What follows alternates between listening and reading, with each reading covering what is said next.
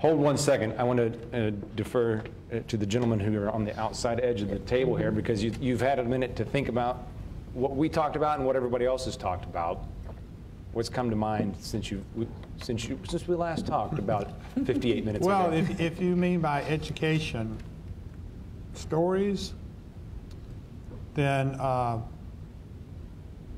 veterans are full of stories that need to be told or written down or interviewed, because they have learned something invaluable that needs to be passed on to the next generation, or it will be lost forever. And it will have to be relearned by the next generation, maybe in combat, okay? So we have these stories, and we have a propensity of veterans to not write them down and to tell them to only a few trusted people. But the lessons learned in those stories need not and should not be lost to this country, because they're going to be repeated again. And that's where my passion is to help capture those stories. And you don't have to be a writer. You can be interviewed. I'm a part of the Veterans History Project at the Library of Congress. And I've been interviewed, and now I'm in their collection. So my story, for whatever it's worth, is preserved, right?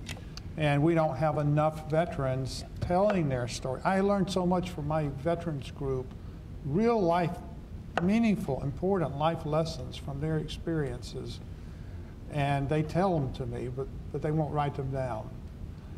And I want to find the key to help them unlock that story. I'm afraid that these veterans coming home today are going through the same cycle that Vietnam veterans went through. They came home, they said, I'm all right, I'm gonna get on with my life, and put that behind them, you know. And it's gonna catch up with them, you know, eventually. It's gonna catch up with them, you know, and hopefully it's, you know, it's before they seek help, before they either try to harm themselves, or, you know, but I don't see that I don't see it's broken, you know. There needs to be something there, you know. And it's not just those you said maybe had a trauma in their service. Well, what we may be hearing some hard wisdom that I just don't have yet, and I would defer to it, because I hope that's not the case. We're working hard in this generation for that not to be the case, but you know, maybe we may be a little naive. We need to keep working hard. Keep focusing on it. Yeah. Yeah. Definitely don't have a conquer. And Yeah. that's, let's hope the VA I'm just doesn't afraid that they're, you know, they're going to be like us, you know. Yeah. When I say us, Vietnam veterans. Yeah. Did you learn anything from the veterans before you, the World War II guys? Was there any connection, any bond there that anybody in your life? I had uncles in the service and everything, but they didn't talk about it. Yeah. You know,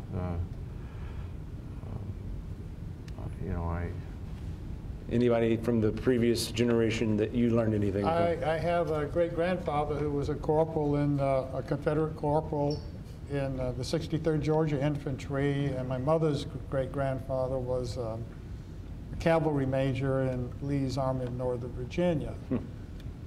My namesake entered as a school teacher, and because of his experience in the Battle of Atlanta and being wounded and so forth, and being forced to witness the execution of a deserter, when he came out, he became a Primitive Baptist minister. So I found his letters by accident doing genealogy, and read them and transcribed them and published them for the family. And they are remarkably like my letters from Vietnam. He wrote poetry, and he told jokes, Civil War jokes, okay? And so that tradition is there, and it's been helpful to me. I have that connection. Plus, I was telling him I'm gonna have him come in and want him to come talk to my guys in my program and just encourage them of how therapeutic it is to write these things down, to let it out. And that's, you get a lot of them that are scared to death to put a pen to paper. And I have no idea rightfully why. so. And I understand that, but, you know, I just decided I'm tired of being drugged. You know, I'm in a zombie in a fog. I spent 7 months living in India on a quest to learn yoga and see if that could help heal me. Mindfulness. And I did that. And I spent 6 months at the ashram, and that was the longest extended time of peace I had up until that time in my life. It's an artificial environment, but it helped me. And it didn't include doctors, and it didn't include drugs, and it didn't include a belief system or a religion. It was a technology that's 3,000 years old. It's called meditation and yoga. The client I had from Vietnam, he told me, gosh, a couple weeks ago, I've not had a good night's sleep since 1971. That's the now common. He's starting, he feels as though now with participating in these groups and doing some of the things that they're having them do, a lot of the mindfulness that you're talking about, exercises, he's able to start sleeping a little more. I want to, bridge on top of that. We talk a lot about the issues, and the growth and the ways that we can overcome these challenges. But, come back to your point, we're facing challenges, sure, but we have the ability as a country to see these challenges that veterans are facing and to say that it's making them weaker. We have the ability to say that this is a broken generation. That's not the case. What's amazing about this generation of veterans is what we're learning is that these challenges that we've faced is making us stronger, right? We're more resilient. And we're not just bouncing back to where we were before, but we're stronger because of it. And so it's through writing, through introspection, through this work that all of us can continue to grow stronger and really just leave that legacy for this generation. Right? I think with the Salvation Army, one of the things that we found is that our volunteer corps, is made up of a lot of veterans. So the mission does continue, and that they've joined the Salvation Army in helping us to meet human needs in His name without discrimination. They see us on the front lines during the time of disaster, whether we're, serving the first responders coffee, or if we're at a shelter or providing substance abuse treatment.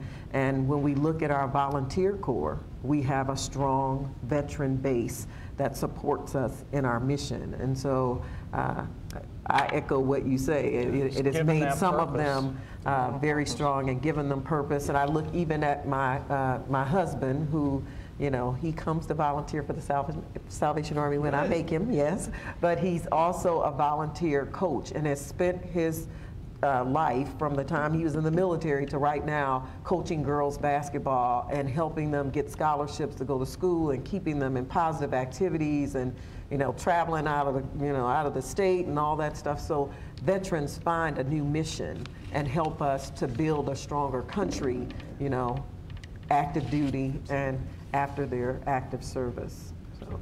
Now let me plug for St. Patrick's Center. We'll give St. Patrick's Center the last word, since we did not get listen, we have to marshal our resources carefully here. This is public television. And the next show will be at the St. Patrick's Center.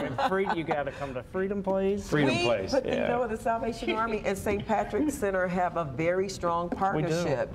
We really do. We share clients. We know we have to leverage resources. When they receive the HVRP funds that we did not have, we sent our veterans, go over there and get signed up so you can get those HVRP funds, right? So we work together.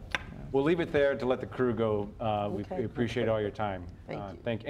And I don't mean this in a patronizing way. Thanks for your service. Thanks for your service that you're continuing to do and that you did tonight. Thank you. Thank you.